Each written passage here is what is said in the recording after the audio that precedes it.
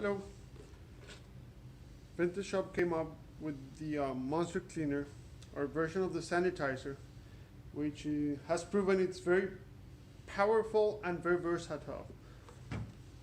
So out of the box, we're going to receive the pump, the head, the spring, the base, the container, and a set of instructions of how to properly install it. I'm going to show you how to properly install it. So the container and the base, they do fit. You gotta make sure it gets there and makes a click so it's not loose. Afterwards, you put your spring in and your head and pump. That way you make sure everything sits in place.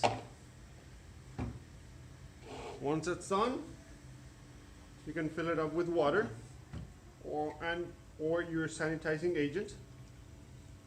Depending on the ratios, you might get more bubbles or you might get different results. You have to make sure you read the instructions on your sanitizer. But pretty much everything we recommend for our PET is also good to use on this. The action in it is fairly simple. First time you use, there's not going to be any agent in the system.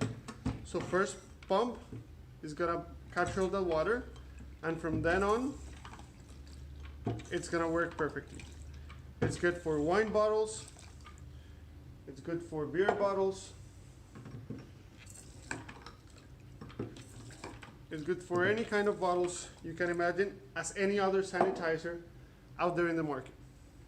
The Vintageshop has a brand new device that allows us to sanitize even more things that we couldn't sanitize before.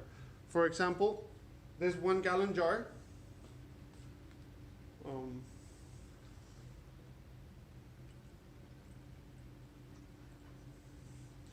That on this device barely reaches, very uncomfortable, doesn't work. The device we came up with, it holds it in place, makes sanitizing possible and very easy to use. Not only that, you can use it on your test jars. You can even use it on your easy siphons.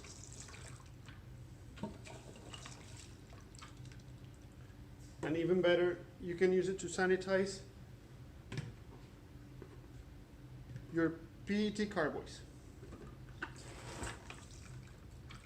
If you see, it's strong enough for it to cover the entire bottle and provide an even distribution of the shot for you to be able to sanitize it. Once again, the pump on this is so powerful that if you see it's good for the PET, there's some other versions out there in the market.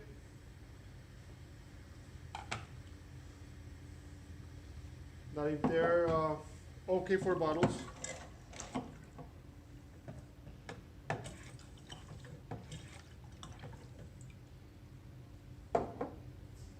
they would never be able to sanitize our PET. Even with our tool, they are just not powerful or strong enough in their pumps.